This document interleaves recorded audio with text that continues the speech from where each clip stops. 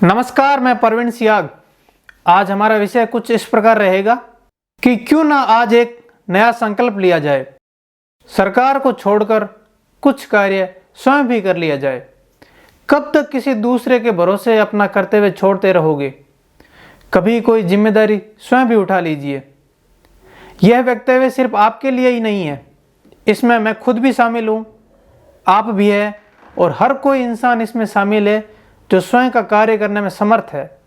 आज रविवार यानी 1 फरवरी 2026 के दिन भारत का एक बार फिर बजट पास हुआ है, जिसमें विभिन्न प्रकार की योजनाएं देश हित में देखते हुए पारित हुई है। लेकिन दूसरी तरफ शेयर बाजार का इस तरीके से गिरना भी कोई संयोग मात्र नहीं है।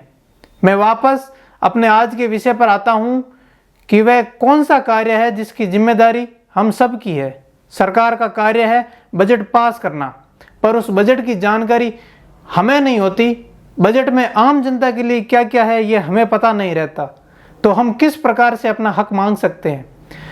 यह कर्तव्य हमारा बनता है कि जिस नेता को हम अपना बहुमूल्य वोट देकर अपने भविष्य को सुधारने के लिए सरकार में भेजते हैं, उन नेताओं ने हमारे लिए क्या किया? क्या वह नेता जीतने के बाद अपने किए गए वादों पर खरा उतरा है? अगर नहीं तो उसे सरकार में रहने का कोई हक नहीं है। पर हम राजनीतिक विषय पर केवल वोटों के समय ही बात करते हैं, पर उस वक्त भी हम उन सब का सपोर्ट करने लग जाते हैं जिनके बड़े बड़े वादे होते हैं।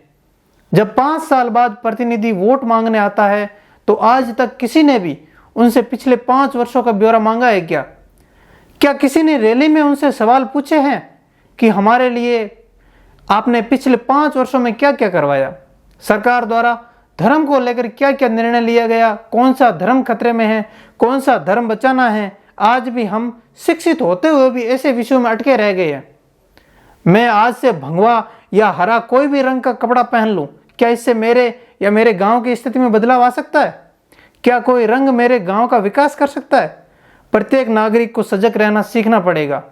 किसी की भी बातों में ना आकर स्वयं विवेक से प्रत्येक विचारधारा व प्रत्येक कार्य को स्वयं द्वारा जांचना होगा।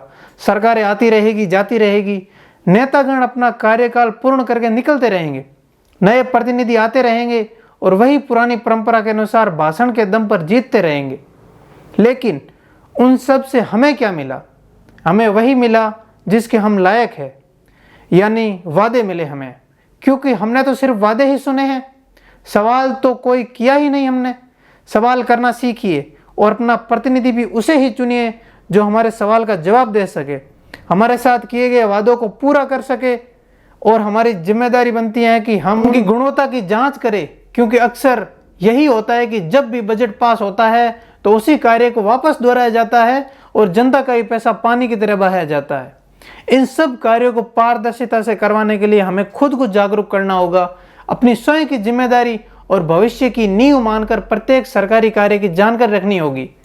संविधान के खूबसूरत पन्नों में हमें यह अधिकार भी दिया गया है कि हम राइट टू इंफॉर्मेशन के तहत सभी सरकारी दफ्तरों के कार्य की जानकारी प्राप्त कर सकते हैं, जिसमें हमें प्रत्येक सरकारी योजना व लाभ का फायदा मिल सकता है। धन्यवाद।